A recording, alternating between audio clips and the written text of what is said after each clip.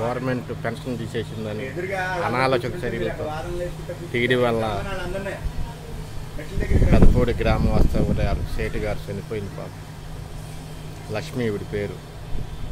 Pension పోయిందని దిగులు పెట్టుకుంది, బాగా టెన్షన్ పడింది, దానివల్ల చనిపోయింది.